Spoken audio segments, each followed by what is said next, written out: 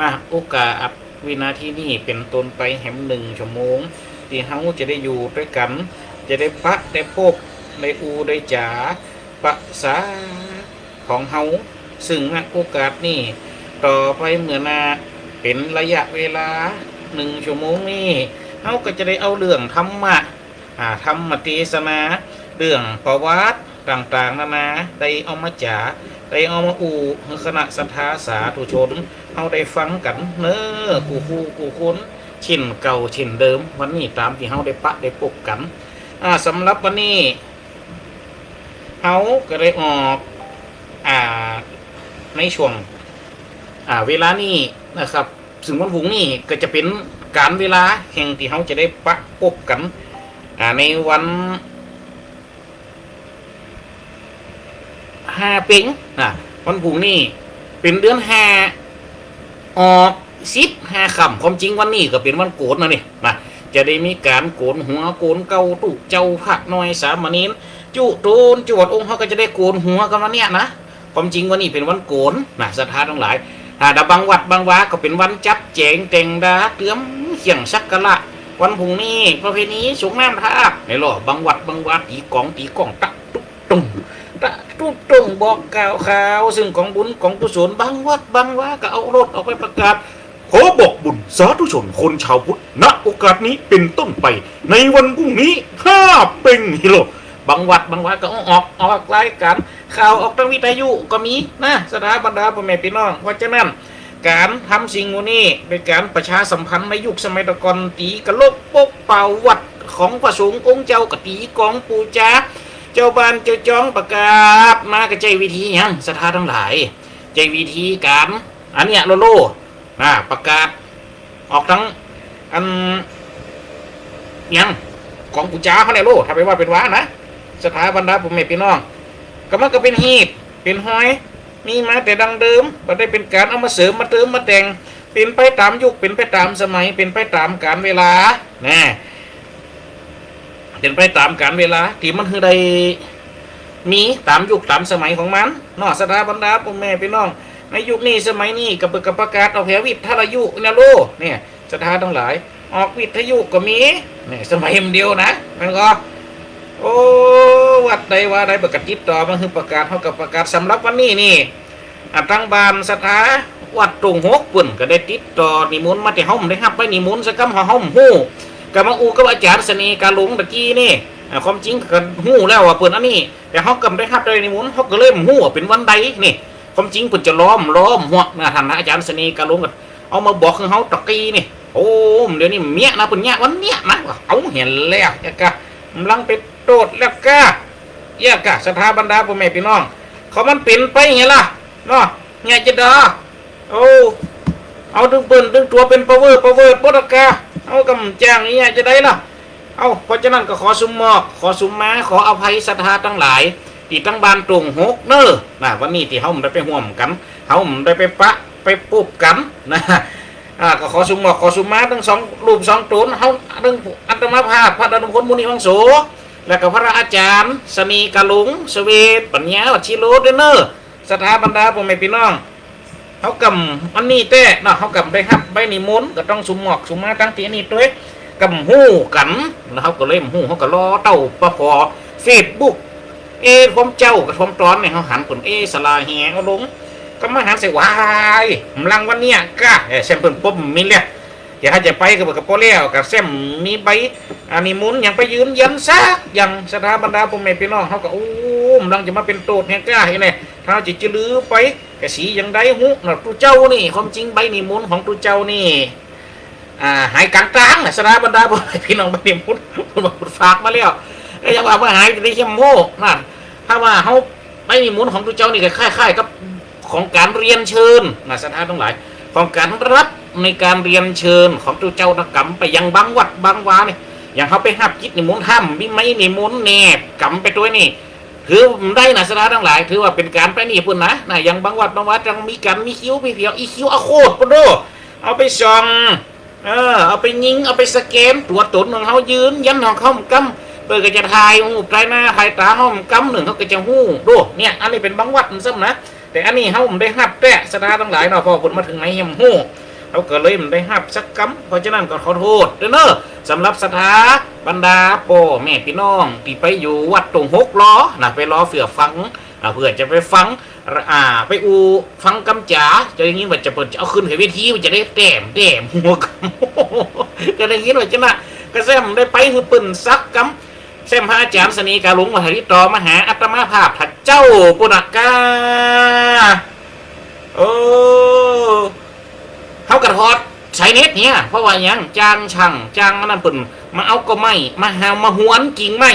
นะมาหารกิ่งไม้ที่อยู่ในกุฏินี่มันสูงล่ำสถานทั้งหลายออมประจำจอดแล้วเก้าข้อสมัยเขาเป็นเน้นกับหันมันใหญ่ปันนี่ไม่มันใหญ่เหตุผลใดก็ยังว่านั่นนะตั้งคณะกรรมการเบิกอินดูพนวยพระสงฆ์องค์เน้นกองได้มาแรงมาในใบลุ่มโอ้อะไรยังว่านะสูงสถานทั้งหลายไม่แตกจริงคะแนนออกมายืนมาเพียงลังค้างหงเลยกับขัวตั้งฝ้าตั้งฝนล้มหลวงหัวปี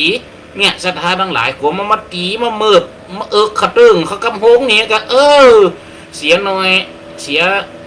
ยากเสียมากเสียง่ายอีเนี่ยของกระกึดเจ้าเนี่ยเนาะ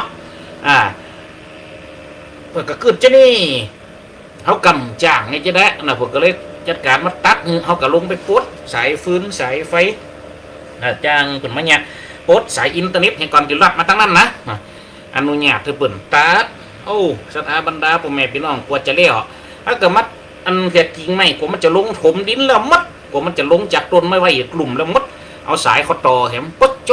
ตะกี้พัดบ่ายโมงไป2 โมงก้าเนาะเอามาหันกันนี่หนึ่งจะตันเลยตรอมเฮ้ยอยากกะจะเอาบัตรเฉียบไปแต่ยังเห็นหน่อยมาชิมเปิกนี่นะทุกเจ้าเนาะเขาก็ต้องไปในมุ้นไปยังเขากำหูเนาะมันก็จะเป็นอันนี้ให้หมกกะนะสถานทั้งหลายมันจะพิษยังเราต้องเปิดเนี่ยเนาะเขาก็ดึงจังว่ากฎเกณฑ์ของสงฆ์มันก็มีพวกมันเนี่ยเขาก็เล่มได้ไปห่วงเปิดสักกำเนี่ยสถานทั้งหลายก็ต้องขอโทษนะขอสุหมอกขอสุมาขออภัยในวันนี้ด้วยนี่วันนี้ก็ได้มาออกรายการเขากับปกปักกันกับขอโทษมาตั้งรายการ FM 106.50 วิทยาลัยสงฆ์นะอะไรก็ FM 106.50 ออกอากาศนะวัดบรรพุตสถิตเนาะที่เขาได้ปักได้ปกได้อูได้จ๋ากันในวันนี้อาตมาภาพที่เขาจะปกติเขาจะอูกันในวันติดนี่ก็คืออย่างสถานทั้งหลายอนุพุทธประวัติของเถระเจ้าอันได้ครับเอตทัคคะ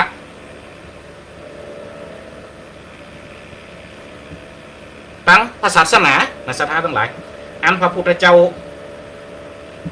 ได้เป็นองค์อันเป็นห้องว่าได้พระพุทธเจ้าได้เป็นองค์ยืนยันได้เป็นองค์อันยกย่องเอตทัคคะเขาก็จะได้มาเล่ากูวันนะซึ่งผ่านระยะเวลามันนี่ก็ไปหลายองค์หรอกความจริงไหมอันนี้แต่เขามีด้วยกัน80 ตนนะสถานทั้งหลายที่ได้หับเอตทัคคะจากองค์สมเด็จสัมมาสัมพุทธเจ้าเนี่ยบอกว่ารายการ FM วันนี้คนฟังทั้งรายการได้ยินชัดได้ยินทีก็ถ้าเขาได้ยินชัดได้ยินทีฟังถึง2 ระบบถึง Facebook ไล่ก็ตามสถาบรรดาผมแม่พี่น้องฟังถึงรายการ FM ก็ตามกระตักบอกกล่าวข่าวกันมาได้เลย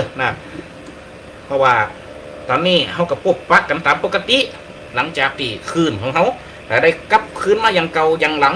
บัดนี้รายการอันใดได้ตับได้คัดได้คลองเนี่ยสถาทั้งหลายแต่ตอนนี้เขากับปกกันอย่างปกติเนอะสถานทั้งหลายสิ่งนี้ช่วงตั้งปลายไปเขาก็จะได้มีการโทการการจ่าการพัฒนาก็ได้ปะได้ปกกันสถานบรรดาผมในพี่น้องสิ่งในตอนนี้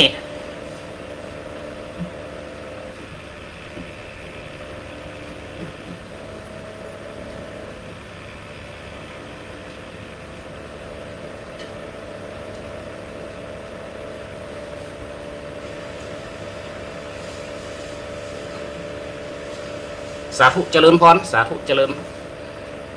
ตะกี้พอดีสัญญาณตีหน้าจอที่ขึ้นมานี่จู่ๆมันขึ้นเป็นหูโลกขึ้นมากำหนึ่งขึ้นหูโลกขึ้นมาเวทหนึ่งนะครับขีดที่มันขึ้นมานี่ปกติมันต้องขึ้นอยู่1 2 3 4ขีดนะครับแต่ตอนนี้มันหายออกไป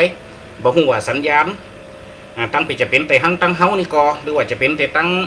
นอกคุณกอนะครับเพราะฉะนั้นถ้าว่าเสียงมันขาดมันหายไปในช่วงนี้ก็ต้องขอโทษ ขอซุมหมอกขอซุมม้าเล็กขออักไผ่กับคนฟังรายการนะในเวลานี้ด้วยนะครับเพราะว่าตอนนี้ตะกี้จู่ๆนะคีดที่ขึ้นปรากฏขึ้นบนหน้าจอนี่มันได้หายไปแป๊บอย่างนะครับมันได้หายมันได้ยุดไปอยู่กำหนึ่งบอกหัวจะเป็นเพราะเหตุอันใดเนาะเพราะฉะนั้นอาตมาภาพก็พยายามพอนะครับเพื่อบะฮืออันการกูกันจ๋ามันได้คัดได้คล่องนะครับคือมันได้หลับรื่นไปตั้งแต่ต้นจนโจ๊กยี่เนี่ยสถานทั้งหลายเพราะฉะนั้นมันยังได้มากำบดีเนาะนะครับเพราะฉะนั้นเขาก็ต้องความเสมอภาคมันได้ฟังกันตลอดหลอดฟังบะฮือมันได้เสียงหายไปนะครับเพราะถ้าว่าเสียงหายไปอันใดนี่เขาก็จะได้บอกกล่าวตักเตือนกันนะสถานทั้งหลายเนาะ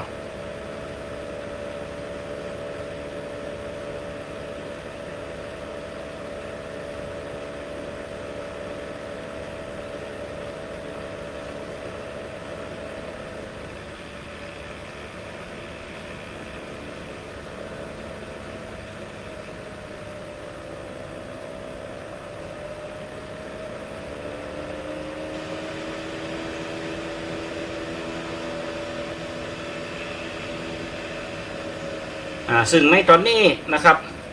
ตะกี้ก็หายไปแฮมช่วงนึงละนะเพราะวันนี้ยังว่านะครับมีการตัดต้นไม้มีการหามกิ่งไม้ ตะกี้เขาก็เพื่อความปลอดภัยนะครับก็เลยต้องถอดสายถอดยังเอาไว้ก่อนตอนนี้ประกาศคงจะติดต่อคือคงจะมันมาคงละตะกี้หายไปกับนะครับขีดที่ขึ้นบนหน้าจอนี้ปกติมันจะต้องมีแต่กัน4ขีดนะครับตะกี้จู่ๆมันลดลงไปจากอัน4เดี๋ยว3เดี๋ยว2จนขึ้นเป็นหูโลกมากำนะครับตะกี้นะ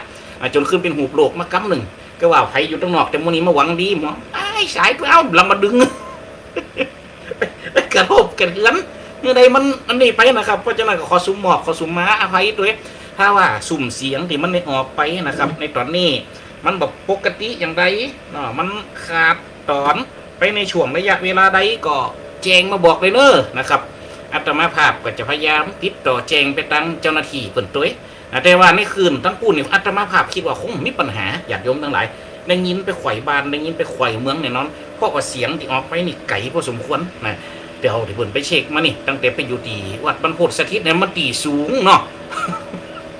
โอ้ไม่เห็นญาติโยมครับคิดครับข่อยมันกันนะติดต่อถามโทรมาเนี่ยญาติโยมมันนะผมไม่เป็นว่าการสืบการเตะเนาะถ้าเขาไปเตะบางทีบางแห่งกำจะเลี้ยวใจนะโธ่มันนิมนต์ตัวเอาถ้าคิดว่าตัวเอามานี่มันในนี่ได้ชักเท่าใดว่าโอ้มันเป็นยังเอาไปจุยเต็มพี่แม่มาแต่ละตัวเอาเจ้าไปใดไปเนี่ยกะวันนั้นก็ไปบ้านแม่ยายเกี่ยวไปห่วมเปิ่นดูโอ้เปิ่นก็ทำบุญเปิ่นก็ห้องมาเปิ่นห้องหาเขาก็ไปแต่เอาละก็ไปยากยุคนี้สมัยนี้ไปง่ายอยู่มีรถไปก็ไปได้หมด มีรถไปกับไปได้หมดสดาทั้งหลายโอ้คนขับรถมีไปไหนมันจะไปมันได้ตอนเดียวตอนมีคนขับรถเนี่ยสดาทั้งหลายเอาเนี่ยอย่างไรอยากกะสันเตียเป็นตู้เจ้าเนี่ยมันไปคนเดียวมันจะได้โลกเลิศตาแห่ป่าวอกกูจะเปิ่งไผกูจะไปจะได้เนี่ยสดาทั้งหลายกูสิงกูยังมันได้เปิ่งกันนะตู้เจ้าตู้นายเขากับเปิ่งไปตาเปิ่งป้าอาศัยทั้งคนขับรถเนี่ยละโลสถาบรรดาพ่อแม่พี่น้องห้ามปึงป้าใส่เขาก็ยังว่าเขาไปไหนก็ยากนี่โต้เขาก็พอสภาพนี่กะดูอย่างลุ่มอย่างกระทำอาจารย์มหาสมชาติปึกกระเตียวไปนะสถาบรรดาพ่อแม่พี่น้องโต้ปนเดินไปหลบปีเรียบปนเดินไปเยี่ยมยังนานปุ่นเนี่ยสถาทั้งหลายเขาไปมันได้ยังปืนนี่จำเป็นนะกะเพราะฉะนั้นจะไปไหนก็จำเป็นได้ปึงคนขับรถแสดงมีคนขับรถไปไหนได้หมดสถาบรรดาพ่อแม่พี่น้องเพราะฉะนั้นกูสิงกูยังมันเปิ่งกันน้ำกับเปิ่งเหือเสือเปิ่งปลาคนเฮาไฟขาเปิ่งไม่ดูการโลแม่นก็จะลาบจีนกับเปิ่งเขียงน้ำเมียงกับเปิ่งปานคันนะปากต่างใส่ข้างเปิ่งแกง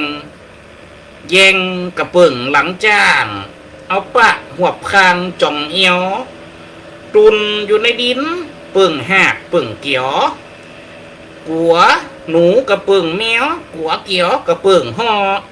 จะเนี่ยของแกงเปิ่งปากเปิ่งหมอเข้าปีเข้าดอเปิ่งหน้าปดควายออกล่อ เปิงบุญไม่กำตีมืดเข้าทำกับเปิงไฟของจะแกงนี่เปิงห้าบนว่าของหนึ่งคือเปิงไหเนี่ยกินดังไฟเปิงดังหากเซียนแม่ครัวสมัยเปิงพากันเปลี่ยนสลาแปลงเฮียนเปิงระดับน้ำเนี่ยจะแปลงฟักส้มเปิงบีบเปิงฟันจริงจักว่าอันลำดีบะเปิงมองก็คือเปิงหงสีถ้าคนเฮาดีเปิงไผก็ได้ เห็นก็แม่นะคนเฮาถ้าดีนี่เปิงไผก็ได้ไว้สากับอันพะโขยกมือ10 นิ้วต่างกิ้วเกษาวันนี้บัดรักเข้ามาว่ามืดทึกมันจำเป็นในมืดเอาผมเป่งจ้างกับเตียกองละอ่อนมาติดมือกำเตียวางก่อนติดดิแต่ โอ้ออกมันก็ได้เสียบสปะเนาะคอมดูภาคเขานี่โอ้เดี๋ยวกันเนี่ยใบลายหลับลายจ่ายส่งทางการเบิดก็อ่อนกับมันเนี่ยรายงานแล้วก็ยังว่านะหูดิเสียบเข้ามานี่มันก็มีแค่อันเดียววางก่อนเขาก็มาแปลงหน้าจอหื้อมืดเพื่อหื้อยังนี่เป็นการไหวตุกเนี่ยสมเด็จพระพันปีหลวงมันโดนได้นี่สวรรค์โคตรจากไปเขาก็เนี่ยแล้วก็สุดท้ายเพชรได้แปลงเนี่ยแปลงจางจินได้จะติวไปเข้าล้านบนนั้นนะเขาจะเนี่ยจางผมกำนี่ ขอสุมอบขอสุมแม่ของอภัยเด้อเพราะฉะนั้นกูสิงกูยังมันได้ปึ่งกันสถาบรรดาเจ้าป่อในแม่เจ้าปีในน้องมันก็ปึ่งคุณขับรถทุกเจ้าจะไปไหนอย่างกับเนี่ยเป็นว่ามันเนี่ยน้ำปึ่งเหือเสือปึ่งปลาอันนี้เป็นกำพังพื้นที่มันมีอยู่ในภาคกลางอยู่แล้วสถาบรรดาพ่อแม่พี่น้องน้ำมันเป็นสิ่งที่เหือหรอถึงจะเป็นสิ่งที่เหือใดมันก็เป็นสิ่งที่จุ่มเหือใดเหมือนกันพอเตอะเหือดิกน้ำไปแล้วกี่ไรโอ้โลแจ็คกับโลดรู้หันงะนางเลี้ยงไททานิกมันโตเฮียไททานิกไงปั่นไหนคนขึ้นใดจะเป็นปันปูนโตสถาบรรดาพ่อแม่พี่น้องจนภูเขาน้ำแข็งกลางมหาสมุทรปุ่นตั้งเต็กแกใส่กำหมีมันเฮียฝรั่งลูกเฮียเล็กย่าเรากลัวจะหู้นะเขาน้ำแข็งอยู่ตั้งแม่มันหลัดมาย้ำมืดโลสถานทั้งหลายเอาไปฟอหนังเด้อเอาก็ยีได้หันกันเอาฟอหนังเอากลัวจะหันยังพวกเขาน้ำแข็งอ้ำอยู่หน้าหันสร้างหลังแล้วขาวโรสั่งหลังอยู่หน้าเฮียนเต้าประกาศให้เจ้าหน้าที่ครับเฮียที่อยู่ตั้งไหนจักเด็กจักห้ามยำล่อกูสิงกูยังกระตึ้งจะอยู่โลกเฮียนี่กูมันเบรกแล้วปุ๊บกูมันจะจอดนี่มันจะชะน้อยสถานทั้งหลายเพียกูจะจอดแล้วปุ๊บมาดันไปพัดหมุนกับคืนแหมหัวเรือก็เลยเป็ดไปหน่อยหนึ่งปุ้งเขาจนใส่อย่างสถาบรรดาพ่อแม่พี่น้องภูเขาหิมะน้ำแข็งนั่นเต้าปัดเต้าเพี้ยนหนึ่งหยั่งเต้าฟ่องอยู่ในห้องอาหารฟ่องนั่งกินข้าวโต๊ะลูกไปบนมัดจนขลังตั้งเต้งสักบึดหนึ่งเป็นประกาศให้คนลงเฮียละลูกคือประกันเฮียขี่เฮียเปหน่อยทอกันไปออกไปทั้งแก่งนั่นเด้อกระใจดีเด้อดอยหิมะโยดเด้อเฮียตั้งสิหิมะเด้อเนี่ยสถานทั้งหลายเขาไปฟอร์เตอร์เป็นดีอินดูโตเฮียโกนฮักเกิงลุงแหมนี่สถานทั้งหลายน้ำกับเฮียมันปึ่งกันนะสถานทั้งหลายจะว่าเฮียปึ่งน้ำอย่างเดียวกันได้น้ำกับปึ่งปลาอาศัยอย่างกันน่ะน้ำปึ่งเหือเสือปึ่งปลาเนี่ยสถานบรรดาพ่อแม่พี่น้องเสือนี่ลังล่องมีปลาฝรั่งมันจะมีตีปึ่งให้กี่ตีสถานทั้งหลายอยู่ตามสวนสัตว์กับปึ่งคอกกันหรอมันก็เราทำมีคอกมาเตี้ยวอยู่ตรงนอกดวกกระซิบตะกาคนไปเอียไล่ยังเสียอย่าเส้นบนวิของบนเปรียบเทียบนะอันยังที่ว่าไล่ก็เสือบนนึกว่าหรอบางคนก็ว่ายุงนี่ไล่ก็เสือแต่บางคนก็ว่าใจพันก็ตลกมันว่ายุงไล่ก็เสือเมียสิเหนือกว่ายุงนะมันก็เห็นช่วยอะไรกันลุงอันเลี้ยงเรือไทยเท่านี้ตั้งโดยหิมะดูปีแล้วนี่อาจารย์สนีกันหลงบนตรักมาตั้งเฟซบุ๊กไล่เนี่ยผมลังปุ่นออกกึ่งออกกลางให้กะเมื่อกี้เสียงเอาผมลังได้ออกทั้งกลางให้กะไป กะลีกะลังหันได้ตักไปบอกเพิ่นว่าออกทางเฟซบุ๊กเนาะเอาไปตักบอกทางเจ้าหน้าที่ของวิทยุเพิ่นเลี้ยงน้ำปึงเหือเฮาก็ยังว่านะเรือเนี่ยมันลอยน้ำได้เนี่ยลูกเป้ตะกี้ผมอู้นะเฮียมันลอยน้ำได้น้ำมันยังเฮียลอยได้เนี่ยมันก็จุ่มเฮียได้เหมือนกันนะเฮาก็อู้คนฟังเนาะโอ้เลี้ยงเฮียไททานิกนะจนเขาหิมะนะทุกพี่ครับโอ้จนเขาหิมะน้ำแข็งนะจุ่มลงโลกปนไปพอปนค้นเดียวนี่เคียงมือปนถึงเนาะโอ้ใจใส่เฮียน้ำเอากล้องวิทยุกล้องโทรทัศน์ตีดก็ใส่อันกล้องเล็กสาวลงไปเต้าไปซองพอเป็นว่าเฮียนะฮะเกิงไหนยุคสมัยมันเดียวนี่โอ้โหสมัยตะกอนว่าเรือมันหัวจมเพราะว่าจนเขาหิมะไปพอสมัยมันเดียวเพราะว่าเฮียนั่นฮักเกิงก็นะเนี่ยสถาบรรดาพ่อแม่พี่น้องน้ำกับเฮียมันเปิ่งกันเสียกับปลากับเปิ่งกันถ้าเสียมันเปิ่งปลาก็อยู่ไหนอยู่คอกสวนสัตว์ปุ่นเขาเล่าเฮียนี่สถาทั้งหลายกับวังกรละสวนสัตว์เปิดจังหวัดเนาะตีลุงนั่นไปเลี้ยงสิงโตนะโอ้ไปยะจะได้หม้อสิงโตเมฆเต็กคำมันก็ระกับสุดฟัดเมียเชฟบกางดังเอาเนี่ยจะดอกับนะเอาเนี่ยมันประมาทมาได้หรอเสียกระปึ่งป่าสถานทั้งหลายมันต้องอาศัยสิ่งกันและกันทั้งแม่พอบางสมัยเดียวแปลงหุนตางตัดลัดกลางป่ากลางตากลางตางเข้าไปเฮาใดไปหันเฮาหันก็พอหลายข้างหลายตีเฮามาพอทั้งเฟซบุ๊กเดิมให้มันดีกระจ้างอยู่กลางตางท้องให้มันดีกับมินกาบลูกโลนคำตางท้องให้มันดีกับไก่ปัดโผคำมันตางท้องให้มันดีกับลิงโดนลูกปลาลูกโดนลดจนตายอย่างหนตังพ้องมาพอสลุดหดหัวใจของที่อยู่ปอคุณกับปอคุณของที่อยู่ปอป่ากับปอป่าของที่เข้ามาอยู่ปอบานกับปอบานเขากับมาหันใส่อ้อยสปะชาเป็ดวันนั้นเขากับขี่รถหล่องไปเตะทำเขาไปหันภาพที่เหตุการณ์เกิดขึ้นที่หนตังที่ข้ามห้วยที่หงปูนอำเภอเจียงหมสู่อำเภอเมียงลำปางอ้อยเต่ามาคามหนตรางถ้าจะโดนลดย่ำเหี่ยเฟื้นโอ้สัตว์ป่าจากไปหนึ่งรายกับเขากับมหันใส่โอ้ยเขากับผงสังเวชสัพเพสัตตาสัตว์ทั้งหลายดิเป็นเปลี่ยนตู้เกิดแก่เจ็บตายด้วยกันตึงงดตึงเสียงเอาไปตึกหนตรางหนึ่งเนี่ยสถาบรรดาพ่อแม่พี่น้องเขาเห็นสักคำหนึ่งอย่างโนกก้นปูดเอาโดนลดจนสวนมาแฮมเลนหนึ่งมันวิ่งตัดมันโลนมันดินมันจะโลนอ่ะตัดมารถแฮมเลนหนึ่งโลดรถเลนปุ่นจนตั้มปัดโตขนเหี่ยเฟื่อนแล้วมันโต๊ะเลนเขาไปเขาตะกระจายสังเขาเล่นมาเฮ้ยอยู่อ่ะมาพอแฮมกัมอ๋อไอ้เป็นบัดตายไปเงี้ยเขากำจางมาจะได้ก็ไปแฮมวันหนึ่งไปชินต้องอำเภอเมียงปานป้าเข้าเพียไปถึงหมู่บ้านหันไกลจะถึงหมู่บ้านหันบ้านหนึ่งลับตีช่วงหันพอดีแม่เคยอย่างจะได้ดูขี้คางขาวส่างล่างอยู่หันขนดำปื้นติดหันเนี่ยเอ้ยเขาก็เป็นงั้นใส่อันนี้ก็แซมเป็นหมาโดนรถจนนะมั้งกลางแฟะชักปากกลางบ้านหมาเนาะแล้วก็พันเถอะมันก็ดึงมีดอันนี้เกิดขึ้นอยู่ตลอดเวลาสถานทั้งหลายน้ำปึงเฮี้ยไอ้ซัดพวกนี้มันได้ปึงปลา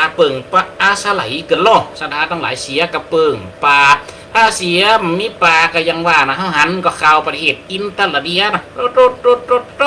ขนาดกลางห้องต้องเมืองแต่เสียมบาอย่าเป็นห้องถ้าว่าตั้งภาคกลางห้องเสียดาวถ้าว่าคนเมียงห้องเสียมบาบลูโอ้ให้ดีเลี้ยงหมาไปนอกบ้านลูกมั่มเจ้าหายเงี้ยเนี่ยเสียเอาไปหวดโลกหันกับห้อยคาดเลือดเนี่ยยุคเก่ามันเท่ากับตรงนี้หรอโอ้ถามพันอาจารย์เสน่ห์การลงคนเฒ่าคนแก่เปิดอูฟังโอ้อยู่ตัวเฮียนอยู่บนเฮียนสมัยตะกอนรู้เป็นห่วงหมาเอาหมาขึ้นเฮียนตัวให้มันดีเสียจะมาจุกินหมาหรอกคนว่าเอาหัวคนโจรปืนแปลนอีกขยึกขึ้นมาหมามันกลัวหรอกเต้าวิ่งลงไปกองหมาโจรลงเฮี้ยนไปแบบนี้เสียติ๊กไปกินเหี้ยแน่สถานทั้งหลาย บางเตี่ยสมามลงเลยเฮียงเจียกมัดไว้นี่เนี่ยจะได้โหขึ้นเฮียนมาเลยนะเสียนะกาบปล้นตึงสองหน้าสองตาเจ้านะโอ้ร้องขึ้นฟัตเตอร์เปิดพูดมีฮันเตือหนึ่งคนเอาเราของเขาฟังแบบมีหมอนแดงไงฮะ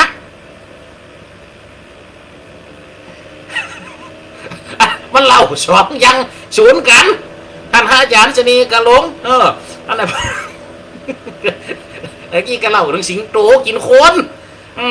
สิงโตนั้นมีสองอย่างเนาะพอมาหันเนี่ยนะที่เปิ้นเชิดตามที่เปิ้นเฮกันในเวียงเมืองตูจีนน่ะตุ่มชัวปัดเต้าเล่นทบทับถล่มต้มตั้มแล้วก็แฮมสิงโตหนึ่งสิงโตจีนเนาะแล้วก็อันที่อยู่ตามเวะตามป่านี่หลักจะสีสิงโตนรสิงห์เขานี่กับโตอันนี้ก็ตีออกเป็นข่าวนะครับเนาะแล้วตีไปหันมานั่นได้รถจนนะกะตีไปเตะทำนะดูขี้ข้างเป็นเตะเฮียอยู่กลางตางนั่นเป็นแบบแหมรถจนนะแล้วก็คนเฮาน่ะยุคสมัยนี้ไปแปลงบ้านน่ะแปลงเมียงจากสมัยเก่าน่ะแปลงบ้านแปลงเมียงใหม่ๆให้มันที่เสียเขามาในบ้านของหรอกเขามาในบ้านในเมืองกับอู่เขาปนฟังนะเลี้ยงหมาบนเฮียนถ้าว่าหมาโจรลงเฮียนกันให้มันที่ก็เสียขึ้นมาครบหมาคำเฮียนคำบานของเนี่ยมีคนเฮาคนบรรจิวเนี่ยบรรจิววัดอาจารย์สนีกระหลงบนอู่ฟังหรอโอ้หมากับหมอนยุ่งเข้าเสี่ยวหมอนอาจจะเด้งนะเนาะไฟย่อมมันเนาะโอ้ถ้าจะสีเป็นแดงๆใหม่ๆมันเนี่ยก้าโอ้อยู่กลางอันนี้ฮันกลางจานฮันเสียวิดขึ้นมากันนึกว่าหมากาบหมอนจุดหมาอยู่ที่เก่าหมอนหายโต้ตึงเดี๋ยวเสียก็ยังพิษผาดได้เขามาเกิดในใจเนาะนะครับขนาดเสียก็ยังไม่คอพิษผาดเลยน้ำเปิงเฮียเสียกับเปิงปลากับปฏิอยู่อาศัยของสัตว์ป่าน่ะสถานต้องหลายบ้านกับเป็นตีอยู่อาศัยของคนกลางห้องตรงเมืองกับเป็นตีคนอยู่น่ะพาเขาไปบุกลุกของมันหลับบุกลุกของมันเขาไปหลายมันก็จะเดือดร้อนเนี่ยสถานทั้งหลายอย่างกับบางจังหวัดบางตีบางแห่งอย่างบ้านเฮานี่มิโอ้ให้มันดีก็ออกข่าวจ้างก็มาเตะคนเห็นมั้ยให้มันดีก็ห้องออกข่าวจ้างเขามาทำลายคนในสวนยางพาราของทำหน่อยนี่หน่อยกลางขับรถหลับระหว่างหนทางของเนี่ยสถานทั้งหลายน้ำเปิงเฮียเสียกับเปิงปลาเนาะคนเฮาไผค้าเปิงไม่ดูการไม่ดูการนี่คือไม่หยังสถาบรรดาพ่อแม่พี่น้องไม่ดูการนี่ก็คือเป็นไม้ชนิดหนึ่งที่ทำมาจากไม้หวกไม่ที่ว่าไม้ที่มอดปะกินหมดนะสถานทั้งหลายเพื่อเอามาหยังเปิดเอามาไว้เพื่อเป็นตัวมันแข็งค้าเนี่ยมันแข็งในสถานทั้งหลายถ้าอยู่กับมันนิยมได้ค้าเนี่ยถ้ามีกับมันราคาคือต้นหญ้าชนิดหนึ่งที่มีลักษณะคนก็เปรียบไว้ว่ามีลักษณะกับค่ายกับขันแสงขันใจเนี่ยสีก็คือว่าของที่มีอิทธิฤทธิ์ฝากดจดเจียงเขาไปฟังในธรรมเก่าฮะแน่นะกำเนิดผมจักไงควายเอาละพานั่นมาเอาลูกไปซ่อนไว้ก็ซ่อนไว้แม่ควายมันเอาลูกไปซ่อนไว้มือทอดฟ้าหันกะแต่ว่าแฮมเนี่ยนี่ออกข่าวไงว่าในสถานทั้งหลายจ้างเกิดเหตุการณ์ขึ้นนะจ้างฆ่าเจ้ามันนี่สถานทั้งหลายมันถึงเหตุสปะสเปดนะคนกับสัตว์ทำมาอยู่ด้วยกันนี่สถานทั้งหลายถ้าคุ้มมันอยู่ด้วยอย่างมันนึงจะมีเลี้ยงพวกนี้อยู่หรอสถานทั้งหลายค้านี่มันเป็นในซึกควายทอดผ้าเขาหันก่อนสถานทั้งหลายแม่ควายตัวนั้นเอาลูกไปฝากไว้ในถ้ำนะปากถ้ำนะมีหยังมีแง่ค้าว่ากระทองว่ากระถาหรอคนเมืองเขานี่ถ้าว่าเป็นถ้ำฉบับของภาคกลางอยู่ว่าอยู่ในถ้ำแห่งขุนเขาแต่ถ้าเป็นถ้ำฉบับเมียงเขานี่ว่าฝากไปติดปลายแง่ค้าเขามาฟอดควายบนว่าเป็นเซซัสที่มีกระถานะถ้ามันเอาลูกไปซ่อนนะสถานไหนเขาซ่อนห้ามเจหันมาไปซ่อนสมัยตะกอนทุกเจ้าเป็นละออนนี่มันเอาควายมาวัดที่วัดเขานี่โอ้มีคืนเหมือนเจ็บไปมัดในแหล่งเขาบานมาปุ่นกว่าหน่อยหรอโอ้เดี๋ยวมันเกิดลูกแล้วปุ๊บมันไปกระเมยบ้านะสถานไหนมันจริงเจ้ามันหันลูกมันเตียงง่ายๆนะโอ้กังฟูเจ้าปุ่นก็เหมือนป่วยมันดึงโลนมาก่อนมาควายตัวที่มีลูกนั่นมาขันลึกก็ลึกควายโลนในเพิ่มห้องว่าควายโลนหรอกคนห้องว่าควายรถมันเก่าหรอโอ้มันก็ใจกำไห่กำมันก่อนนะกำเมียงเขานี่โลนเนี่ยเป็นใจกำโคนนะโลนหก วิ่งโจรเนี่ยมานี่สมัครใจกำหัวหกผมมันรวย คนโล่นเนี่ยมันก็วิ่งอันควายงัวอื่น กันใจอ๋อได้กับกันใจจะเปิ้งนะผมอ๋อฝาไก่ตัวนั้นอื่นหรอกไอ้ปุ่นว่าหรอกมันก็ชัดหน่อยอ๋อฝาหมาตัวนั้นอื่นขึ้นกล้องมั้งไอ้ใครมันว่าหรอกเนี่ยสดาทั้งหลายเนี่ยควายมันก็อื่นบ้างนะมาถึงปุ๊บก็มาถึงดิปาญาคาไตวัดเขาเนี่ยก็มาถึงปุ๊บมันก็ห้องเลย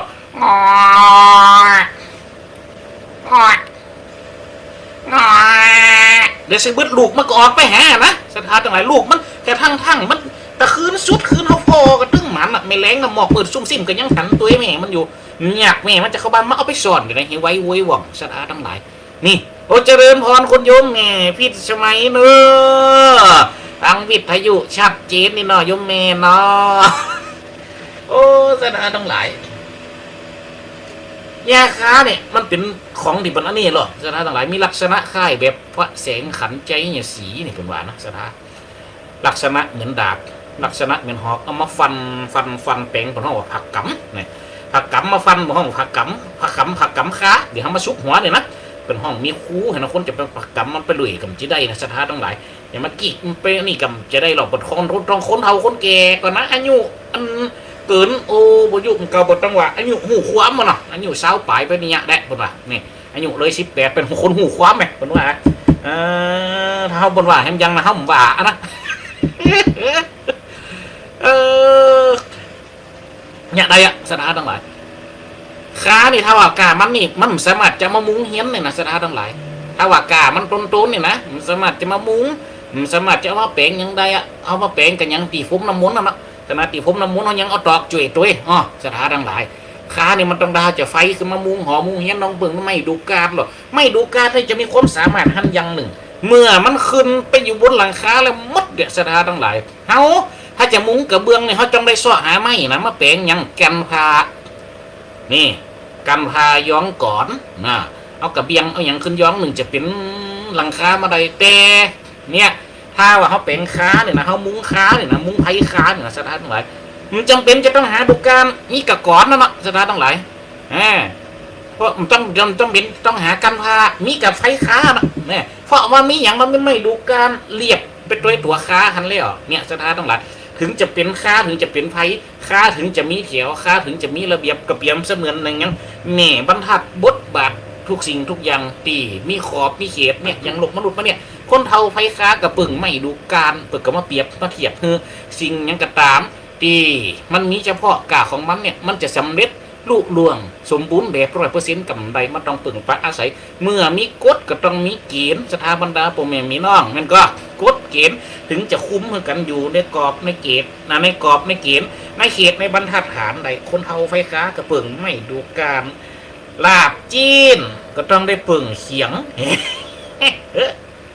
ไปลาบไปอื่นไปได้ยังไม่ก็มีไหนบ้องลาบจีนเอากระคมหันเลยมันต้องไปชอบเขียงเนี่ยไม่มีก็ล่ะมันจะมีแล้วไม่สิข้าจะช่วยจีนเนี่ยเอาเขียงเนี่ยก็มันต้องไปชอบมันต้องเขียงก็เขียงเอากระคมเลยเอาหัวคันใดก็ได้ไอ้มันจะเนี่ยลูกมันก็สตาร์ททั้งหลายมันต้องได้ปึ่งกันนี่เจริญบอลโยมเนี่ยยายเกี้ยวโทรเข้ามาแล้วเจริญบอลเลยโอ้ไปที่ไหนกันแต่ว่าบ่ไปที่ไหนกันแต่ว่านี่เป็นง่วงเป็นเหงาได้เป็น2 วันเนี่ยนะโอ้วันนั้นก็ออกได้ยินกันวันนั้นได้ฟังแหละวันศุกร์ได้ตั้งแต่3 โมง 4 โมงทั้งไหนก็ได้ไม่กระเพ่งแต่งนั่นเอาแล้วกันเรื่องลูกฟ้อนอย่างเงี้ยเจ้าไปทางไหนกันมดไปลูกกลี้กันทางไหนไปไหนก็ฮอมันจะได้เสียงออกแหละเสียงเอาเปิดมันไม่ล้าเปิดนะเปิดเล่มได้ออกนะมูนั่นเปิดก็ออกก็แก่นี่จะมา3 โมงกับออก4 โมงกับมีก็เอาพังมีแถม6 โมงไปอันนี้ยังมาได้ยินเสียงจะโก้จะเกิดหัวอันเดียวได้ยินเสียงเขาออกแล้วบ่มาแล้วนะบัดเดี๋ยวนี้นะมื้อนึงสนีกันหลงกันจะตอเนี่ยนะมื้อนึงกันจะตอกันเนี่ยมัน นี่พร้อมมานี่พร้อมมานี่ เอากันเป็นร่มเป็นเงาเนี่ยเคยพังมาได้พังนี่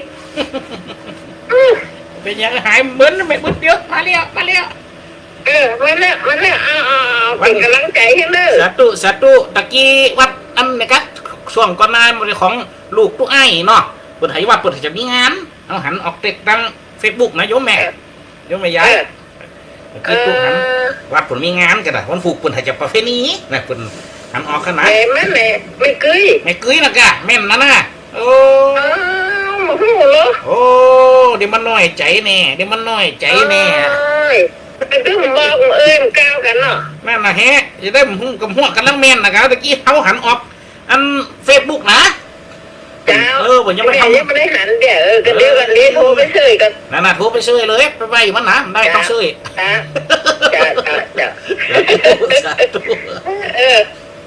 กำลังใจเนอะ สาธุ เจ้า อ้าวอันนี้กระโยมแม่ยายแก้วบ้านกาดโป่งนะกระโทเข้ามาจะปราศัยกันตลอดนะอันนี้กระโทมาถามมันนี่จะได้ตุเจ้าหายกันหมดกระโทมาทวงแล้วนะอ๋อมันไปเอาไฟยานาคก่อนกะ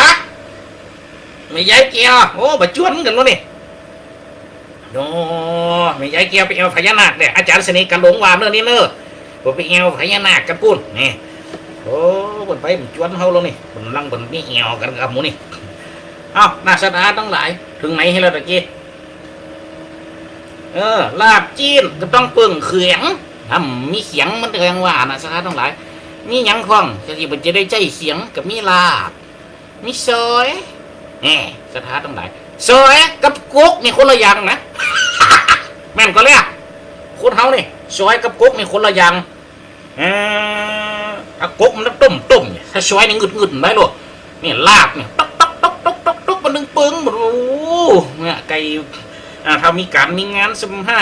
เนี่ยเสียงลาบก็มีแหมประมาณนึงแต่ข้อมูลนี่ทุกสิ่งทุกอย่างที่ว่ามีได้ใจเขียงมัดสถานทั้งหลายสมัยมันเดียวสมัยมีเขียงปัดติ๊กบางแถมแถเน็บไปไหนก็ได้โฟกเขียงโฟกฟ้าหรอเอาไปได้ครับกิดครับไหวก็มีเนี่ยเวลาจะลาบจีนก็ต้องปึ่งเขียงเนี่ยสถาบันดาพ่อแม่พี่น้องน้ำเมียงเนี่ยก็ต้องปึ่งยังปึ่งให้นะปึ่งปะต้างมีต้างมีให้มีน้าเอาน้ำเขาให้เขาน้าเขาจะเป็นได้ปุ๊กได้ปามได้ใส่ต้างใส่ให้ใส่น้าจะปลูกเขาเนี่ยนะก็ต้องได้ปึ่งน้ำเมียงสถาบันดาพ่อแม่พี่น้องน้ำเมียงก็ต้องได้ปึ่งปากต้างเนี่ยสถาทั้งหลายมันจังจะแม่นก็แม่นโอ้เจริญพรคุณโยมแม่เพ็ญศรีสุธายายเกียวไปแบบไม่ยายเกียวผมได้ไปสกัดอะไรมาดีแหละก็ดูว่าไม่ย้ายก็ได้ไปหันตุกปิดตอมกระตักมือตะกี้หันเปิดลงเฟซอยู่ลูกเจ้าวัดห้วยสายขาวอันนี้จะอยู่แคมป์หนตางมันกำใจหัวนายกแม่ห้วยสายขาวนะจะอยู่แคมป์หนตางฝั่งถ้าเขาขาขึ้นไปทั้งปุ่นนี่จะอยู่ฝั่งทั้งซ้ายมือนะถ้าเขาขาหล่องจากทั้งปุ่นมานี่จะอยู่ฝึกทั้งขวามือนะกำลังที่วัดที่เขาหันเนี่ยหัวนี่อันนี้เปิดกับอาจารย์สนิทกระลงกันตักมานี่เนอะ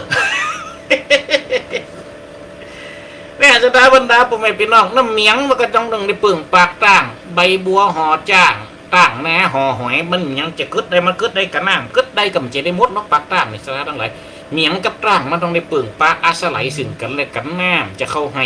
น้ำจะไหลเข้านะคนเขาจะมีโอกาสได้ไถนะคนเขาจะมีโอกาสได้เนี่ยนะปลูกเขากระต้องปึ่งปะอาศัยน้ำเมียงไหลแห้งหมกได้มาก็เรียกไว้เจียงต่ออันโอ้ยุคเก่าสมัยไถงัวไถควายถ้าไถควายในส่วนมากเป็นจะเจ๊ตัวเดียวแต่ถ้าไถงัวในส่วนตัวเจ้าไปหันเป็นจะเจ๊ไถกู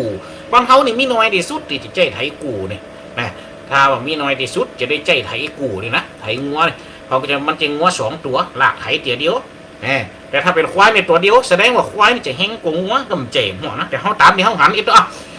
แต่ถ้าว่าเป็นใจไถงัวเนี่ยเป็นใจไถกูนี่เป็นการคอเป็นซาวไปอย่างล่อเนี่ยสถานทั้งหลาย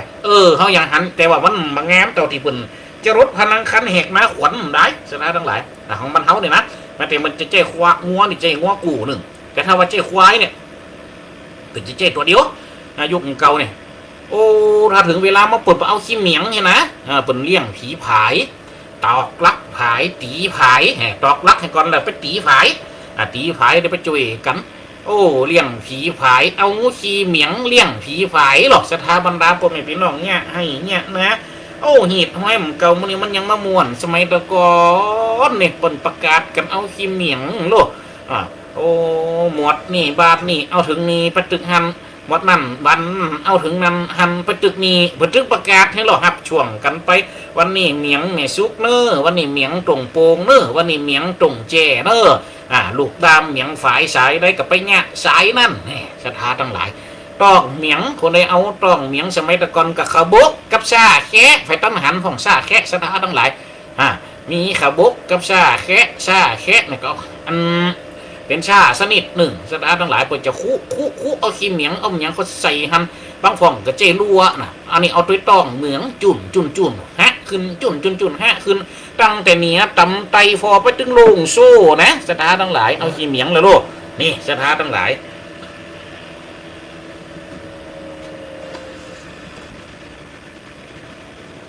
เจริญพรได้ยินเสียงมันก็อยู่ก็หาตะกี้รู้สึกว่าเสียงตะกี้นี่สัญญาณ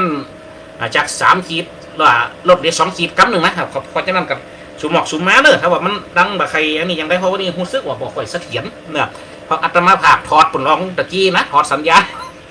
ก็จังว่ากับกลัวเนาะก็เกิดว่ากิ่งไม่ฮักใจล้มมันก็จะปุ๊ดสายในหงมันก็ต้องเปเก็บเอาไว้ให้ก่อนหังสั่งแบบมะม่วนไปให้ก่อนเดี๋ยวกับมัดตอเขายังเก่าอันใดจำไปฟังในตึ้งหลวงเนาะมันกูนใส่สดาบรรดาพ่อแม่พี่น้องน้ำเมียงกับตรงไห้หน้าปากต่างจะได้จะเปิ้งจริงจะได้จะเนี่ยก็ไห้เนี่ยนะใส่ข้างก็ต้องเปิ้งแกงอันนี้เป็นเครื่องมือหาปลาเขาว่าเป็นนักใส่ข้างก็ต้องได้เปิ้งแกงเนี่ยเยงก็เปิ้งหลังจ้างเอาปะจองคางหัวเอี้ยวล่ะบางคนถามตัวเอาจ้างมีเอี้ยวได้จ้ะเอาลองขึ้นโฟโต้มันกำจีเอี้ยวเปิดให้มันก็ขี้ผุ๋มเปิดเน็ตโดนๆเอาปากได้หัดนะนั่นงานศพส่งสการหมู่บ้านหนึ่งซึ่งก็เป็นบ้านเดียวกับปัดอัตมาภาพเนี่ยเป็นขึ้นหัวกันด้วยกันบ้านเปิดน่ะเลี้ยงจ้างลูกหลานเปิดไปเนี่ยการที่โฮงจ้างปุ่นนะโฮงลูกจ้างของลำปางเขาปุ่นปกมีปะหันนะเปิ้นเฮาว่าปะจ้างในสถานทั้งหลายเปิ้นเอาไว้กอดเอวนี่หรอเฮาก็ถามมันนะเปิ้นจะเอาใส่แต่ไหนนี่เอาใช้เอากล้องตั้งแต่หลังลูกพี่หลังเยงนะเอากล้องตีหลังแล้วเอาเยงกล้องตีเยงไว้เอาคือเยงวางเอาหยังกระจ่างใส่หันจะอยู่บ่ล่ะวะอันนี้เปิ้นห้องปะครับผมว่าแล้วเอาจองดิเนาะจองดิเอวจ้างเฮาว่ากึดเอวจ้างหันตึงจะมีหรือบ่กะตุปียังพอนี่ยังตุปีกำจะมีเอวหรอกเขาจะห้องปะโคตรว่ะปะโคตรมาดิยะที่มัดเอวตัวเจ้าห้องปะโคตรมั่วครับก็ยังกันนะอันนี้กับปะจ้างอันนี้กับปะโคตรว่ะป้าเธอเมื่อเขียมติเมื่อเขียมติดเพกนะเบอร์เฮ้ยยะเมื่อเขียงดิเปียบเฟ้ยนะเบอร์เฮ้ยมาเตะที่กูนี่ก่อนเนี่ยปีกับจะมีเอวแล้วว่ะโอ้บานี่ยะกับกูกับจะตุยให้ครับเป็นยังกับจ้างที่ไหนรอดเนี่ยนะทั้งหลายป้าเนี่ยเป็นเอาหักไปโลเสียเพิ่งความมันคมมาได้เกิดขึ้นมันก็มีอยู่อันกล้องตั้งคอบนเส้นหนึ่งนะตัวปัญจห้องยังมองอันที่กล้องนะขอกล้องตั้งโกนนำเส้นหนึ่งอันที่รับมาให้เอวเส้นหนึ่งแยงมึงจะอยู่สื่อลูกสถาบันดาผมไม่พี่น้องนี่เอาปะจองคางหัวเอวเนาะตุนอยู่ในดินปึ่งหักปึ่งเกี่ยวเนี่ยสถาทั้งหลายมันอยู่ในดินสะตุนกาอุ่นกานี่เป็นสัตว์ที่อยู่อาศัยในดินหรอเป็นสัตว์เลี้ยงลูกโดยนมก็ยังกับหนูเนี่ยหนูนี่ยังว่าออกมากินตั้งนอกอยู่นะแต่ตูนในส่วนมากอยู่ในดินก็กินจูในดินฮะเนาะโอ้หากไม่ไงปันได้กับตามวัดเขานี่มีเก้าหนึ่งเปิ้นห้องว่าเป็นเก้าดอกมันงามถ้าเขามาถามคนเดียวเขาก็ฟ้องกับคนน้องก็เขาก็ดอกตุ่มแล้วเขากับประฟอมันก็ดอกมันงามแต่สถานทั้งหลายมันจะออกหน้าแรงกว่านะเห็นสักหน่อยพุ่นโอ้กองฝนตกลงมาพุ่นดอกมันออกงามแต่มันไม่กินมันเป็นดอกงามอยู่แต่กินนี้เอาเขาก็มาปลูกไว้พวกงามแล้ววางก่อนสูงเปียงหงกล่องปุ่นเอาได้สักวางอย่างจะได้อันเขากับไปอันงานศพเขาวัดมานั่งได้สักเบื้อหนึ่งติวเขาวัดมาเอารถเขียงมาจอดตึ้มดับรถเขียงเขาตึ๊บลงมาเขาหลวงพ่อครับ อยู่นี่หรอครับหลวงพ่อเอากับลงไปฝอมาเป็นเมียมันมีหยังหลวงพ่อเจ้าเอาของมาขายเจ้าหยังน่ะ ตัวขึ้นไว้ ตัวขึ้นไปตัวเป็นปัจจัย ตัวขึ้นไปหาดูเจ้าด้วยผมว่า ตัวน่ะขึ้นไป ก็ตัวก็ไปด้วยไปไหนตัวเป็นคนจางอูบ่ไปจาง ก็ตัวเป็นปัจจัยก็ขึ้นไปกันขึ้นมาตั้งกูนะเนี่ยพงผมจะสูงขึ้นมาเด้อเนี่ยกันขึ้นมาหนังทำกับมาให้มีหยังอันนี้เจ้าแง่เจ้าแง่โอ้ย่ำตายสักตัวตัวเอาซื้อไว้เขากับพอกับอินดูนะสถานทั้งหลายกับซื้อไว้แต่มดนี่ขอร้อยเดียวอาเจ้าเป็น10 ปลายสาวตัวพนะเจ้าโอ้10 ปลายสาวหมดแหละพวกจะไทยชีวิตไปอย่างเงี้ยบัดได้เจ็บอย่างสักตัวแม่นก็ได้เจ็บสักตัวเจ้าปลอดภัยแข็งแรงหมดเลยเจ้าอันดีกูจะซื้อไว้หรือกูจะเอาปล่อยวัดเนี่ยแล้วนี่โลยังนี่อยู่ในอยู่ในปิดไหมรู้ป่ะอันนี้ตุนเจ้าตุนเจ้าแล้วมึงเอากระปูมีกี่ตัวมี3 ตัวเจ้าก็คอย300เอาตัว100เอาตัวโอ้มดกันมึงก็400พวกไอ้นี่พูดนะเจ้ามดนี่นะเจ้าโอ้เขาก็เอาตั้งใจคือมันสถาบันดาผมแม่พี่น้องเอากลับมาทอกปล่อยตำในวัดเนี่ยกะเขากลับไปหูมเนาะได้ชักวางเขาก็มาโฟมยังดอกปีนี่กระลุ่มบานเดี๋ยวกัน มึงมาโศกมาเศร้าอย่างไรกันกูปีเวลานี่มึงจะบานแล้วปีนี่จะได้มึงยังสีหมวยสีไข่มึงเป็นอย่างแต่ว่ามึงสบายกับใบมีสักน้อยเขาก็ไปโฟเนาะเอามือเขายิกพอกระกระจุ่มจึกยุ่งเกาบ้างตีบางพอกระใบก็ยังมาโลนมดฟอทั้งดุ่มเป็นขุยตุนจะกุนจะปั้นมันก็จัดดีแล้วนี่เอาหูบุญหูกุนจะดีมาฟวนดินมันก็เกิดในใจอะเนาะมาฟวนดินคือกูจัดดีแล้วนี่หูบุญหูกุนเอกในสักวางเป็นมีตัวเมียก็ดอกตายไปเนาะเมียตุนกินหักมดสดาต้องหลายถ้าก็มาแปลกใจได้เพื่อนว่าได้นอทุนกินหักไม่เนี่ยสถานทั้งหลายเนาะกินหักกินเขียวเนี่ยก็เป็นประเภทของหัวหรอกสถานทั้งหลายบ้านเฮาก็ห้องมันเกี่ยวของมันเกี่ยวเล้าของเนี่ยเป็นหัวเป็นเกี่ยวอยู่ในดินเนี่ยสถานทั้งหลายมันก็ปึ่งปะอาศัยกินกันนะเพียมหยาบก็ไม่เฮาในเชียงหรอกตั้งนาวัดปุ่นโอ้เปิดเอาหัวเกี่ยวเล้ามาปลูกอย่าเจ้าเมียสักบืดสักวางเปิดเจ้าตายเขี้ยไปมัดเรียกกันว่านี่จักขึ้นมาหัวพุดตุนเล่นงานตั้งปืนเห็นละเนี่ยสถานทั้งหลายเนาะก็เป็นห้องกินไปเลยจะดูกับทุกพวกนี้เป็นภาพเอาแม่สีหูมันหนองรองเจริญพรเด้อกำไม่สา เจริญพรชื่อตุนมหันข้าก็ดอกแหละก็นึกมาฟวนดินเฮ้ยอะนั่นเป็นขุยจากดินจับน้ำดอกจับน้ำสักวางหันตึงใบตึงดอกอะมันล่าน้ำมันจะกัดก็ดอกแหมแม่นนะอยากดอกเสียงเลยจดหัวมันเกี่ยวไปแล้วดอกคณะมันตับมา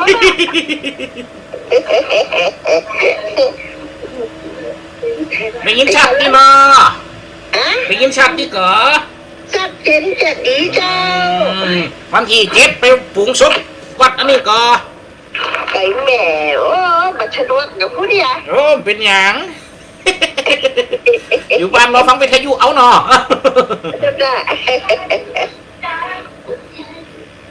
พอก่อนเด้อจะเล่นพรเป็นยังเป็นกำลังใจนะสาธุสาธุเจ้า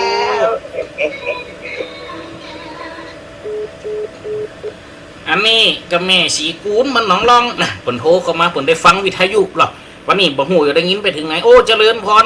คุณโยมแม่ปทุมพรจันตาเวียงอันนี้หัวเปิดฟังทั้ง Facebook ไล่ก็ฟังทั้งวิทยุเนาะ เจริญพรโยมแม่นะครับอันนี้ก็เป็นสายบุญเป็นตากันมาตลอดเจริญพรคุณโยมแม่ยายพรร่องบัวแดงเนอะเจริญพรอันนี้ฟังวัดฝายหินเนาะอันนี้ชัดเจนจัดดีอันนี้คุณโยมแม่โทรมาจากปันคืนวัดไฟหินเนอสถาบรรดาพ่อแม่พี่น้องตักทายตามภาษา ปะสักทายปลาใสตามภาษาคนได้ฟังรายการเนาะกับวันหัวเพิ่นจะยิ้มไปถึงไหนหวังวันนี้ สามสองจะบ้านได้ยินเสียง ฮะ สองจะบ้านได้ยินเสียงมั้ง 2-3 วันแล้วแหละมันออกวันศุกร์กับวันจีบนะนี่วันนั้นวันศุกร์เขาจะได้ออกสักกรรม ครับชาชนีอ่ะ สนีกระหลงวันนี้ออกอยู่เนอะสนีกระหลงก็ออกอยู่ ไม่ได้ยินครับหมายใช่ปะ เดี๋ยวก็จะมาละเดี๋ยวก็จะต่อเนี่ยนะสนีกระหลงนะ เดี๋ยวนี้ข้างล่างถ้าครูประวันชนีนะก็ออกกันไม่เลย แหละ ครับ อา เจ้ จารย์ าไม่ได้ยินนะ แหละเหมือนแหลมในมิ้นบนเนาะ จ้า แต่ตู้โอ้เป็นยังได้แฮมช่างมาทำปกติแล้วเนาะก็จะพี่คืนมากุดโดนกูโอ้งอ่ะ คืนสัญญาณบางแห่งกะคงบัสเถียรกับเปียกะที่หางตู้นี่กำหัวเป็นของติเป็นคืนของทงใช้เป็นคืนของติตู้เนี่ยของวัดเนี่ยนะครับมันก็หายไปอยู่หลายตอนเนาะมันหายไปอยู่หลายครั้งนะ คือเขาว่าถ้ามาได้สุชาติได้หรอ เวลาเจริญพรเวลาโยมแม่ แล้วมาจัดการได้ โอ้เจริญพรนะโยมแม่เนอะ ดีมีชุกเล ดี ย มีสุขเจริญพร เจ้า เจริญพรตั้งเพศกับโยมแม่สมจิตนะครับ อินทรวิจิตรเอาคุณโยมแม่พอดี เลยไปละอ่อนตีขับรถพอดีแต่ว่าไปได้เจ็บเดี๋ยวก่อน เดี๋ยวทาวานี่พวกจะเอาเขาไปฮือทำบวันผูกกับวันฮือนะโยมแม่เนอะเดี๋ยวจะเข้าไปหาเขาไปเป็นธุระเอาเขาไปฮือเป็นข้าวสารข้าวเหนียวเนาะโยมแม่เนาะนะครับข้าวสารข้าวเหนียวเดี๋ยวจะเอาไปส่งให้คุณโยมแม่สมจิตอินทรวิจิตรเนอะเจ้าเป็นด้วยจุยเหลือสายบุญอัตมาภาพเข้ามานี่นะครับเป็นข้าวสารก็ขอบุญขอกุศลปุกปักรักษาเนอะเขาจะได้เป็นตานของสายทจวันที่8นะโยมแม่เนอะที่เขาจะได้มาตานนะเต้นหนังเต้นลุยพระโสโตลุยเต้นหนังพระสงฆ์องค์เจ้านะห่วมกับโยมแม่บัวคำหนักเศร้านะเด็กกับสายทั้งอันนี้แล้วก็พมโดยโยมแม่โยมแม่ด้วนนี่หน่อยมาห้องเนี่ยเนาะโยมคุณโยมปีด้วนนะครับ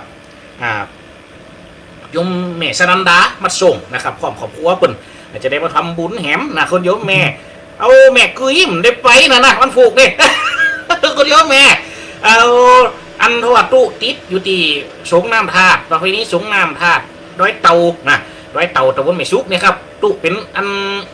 กองงานเลขาเบิกกันนี่นะของหลวงพ่อทำครูวันนะเดี๋ยวจะเป็นจะอยู่เพ่แม่แรงหัวขำก็จะเป็นลุ่นเข้าไปตั้งบันไพนะเพราะฉะนั้นก็ต้องขอสุมอกขอสุมะขออภัยเหตุด้วยนะเพราะฉะนั้นก็ถ้าเดี๋ยวในเวลาปกติตุจะเข้าไปหาโยมแม่เอาเนอะ เพื่อจะสั่งช่วยเหลือโอ้ทำมีโยมแม่นี่หลายเตี่ยขนาดงั้นทำมีโยมแม่นี่ยุ่งหนักกว่ากับมาช่วยเอาหงตานมาตอนกระถินเนี่ยโลกคุณโยมแม่สมจิตเอาเนี่ยมาหลายเตี่ยกระถินกระหอมมาเป็นเงินเป็นทองโอ้ทำบุญมาตั้งเนี่ยส่งมาตั้งอันนี้แหมนะครับธนาคารโอนมาแหมนะคุณโยมแม่เปิ่นนะก็ขอเจริญพรขอบขอบใจขอบคุณจ้าโอ้เวลากับไกลจะหมดแล้วนะสถาบรรดาเจ้าป่อนายแม่เจ้าปีนายน้องคุณฟังกูครูกูคนเนอขอสุ่มบอกโอ้บทจะผูกคุณโยมแม่จะเอาส้มตำแหละไปเผยให้นี่สงน้ำวัดหาดวัดอันแม่กุ้ยอันนี้โยมแม่สมจิตเนอวันผูกนี่สาธุเจ้าตันไอ้พอจะอยู่แม่กุ้ยบนล้อกัน ก็จะเอาส้มปลาลงแตนตำส้มนะไปห่วงกันที่สงน้ำธาตุวัดแม่กุ้ยนะเพราะฉะนั้นวันนี้คนฟังกูคู่กูคนเนอะตอนนี้เวลากับจวนเจียนมาเสร็จได้เล่าพุทธประวัติสักคำไม่ได้มันหังเอานี่มาว่าให้ก่อนมันจบเนี่ยนะเพราะฉะนั้นเอาไปจบกูน่ะติดหน้าบ่ก็มากับวันศุกร์นะและพุทธประวัติอนุพุทธประวัตินี่ประวัติของพระโสนกุณฑิกันนะเนี่ยโสนกุณฑิกันนะเนี่ยปีอันเดียวเขาไปเล่ากันอาทิตย์หน้าเนาะสถาบรรดาผมไม่พี่น้องประวัติในครั้งนี้เพราะฉะนั้นวันนี้ทุเจ้าได้ได้จ๋าได้พันละนะก็สมควรแก่เวลาจวนเจียนเข้ามานี่แล้วเพราะฉะนั้นสถาบรรดาผมพี่น้องกำกำจ๋ากำพันละนะจ๋าออกไปแล้วก็ขอสมหงอกขอสมมาขออภัยเป็นดังคณะสถาวัดบรรทุงหกด้วยที่เพิ่นได้นิมนต์อาตมาภาพก็อาจารย์สนีกาหลงและเฮาก็ได้รับไปนิมนต์สักกำนะบ่ฮู้ว่ามันเป็นไปติดตั้งใดไปคัดคองตั้งใดเหี้ยนะ เขาก็เลยได้หับไปนิมนต์สกรรมเพราะฉะนั้นวันนี้ก็เลยหู้เปิดประเพณีทำมีเฟซบุ๊กนี่สถานไหนเขาหู้กันนะตะกี้นะพอดีก็เปิดเฟซบุ๊กหันสลาแฮไปเอาลงเขาก็เลยโอ้ประเพณีสงน้ำท่าประเพณีเขาเลยก็งานเปิดวันนี้วันนี้อากาศนะก็ตักไปหาอาจารย์เสน่ห์กาหลงอาจารย์เสน่ห์ดูก็ตอบมาตอนนั้นเขาก็ได้เน็ตมีพอดีสถานถอดสายเน็ตเพราะฉะนั้นก็ขอสุมาขออภัยทั้งคณะสถานวัดตรงฮกทับเป็นล้อเนอเพราะฉะนั้นวันนี้ที่ดูเจ้าได้อูได้จ่าได้พันละนาวันนี้ก็สมควรแก่เวลาแล้วก็ขออำลาสถาบรรดาพ่อแม่พี่น้องงนฟังรายการFM 106.50นักกรลำปางออกอากาศวัดบรรพตสถิตในนักโอกาสนี้นกสั่งลาฟ้าป่าสั่งลาหนองนกเขาลากรดอนสั่งลาห่างกบลาจากหูเสือลาจากทำนกเขาลากรป่าไม้กำอูกำจ๋ามาเกะก่อนไก่กระหมกได้เวลาจบเสียงเต้าอีวิถีสรรหาหมดแล้วเวลาขอไว้เต้าอีขอความสุขจุมีกับสถาบรรดาพ่อแม่พี่น้องกูคนนิดจังตวงเดี่ยงแต่ดีหลี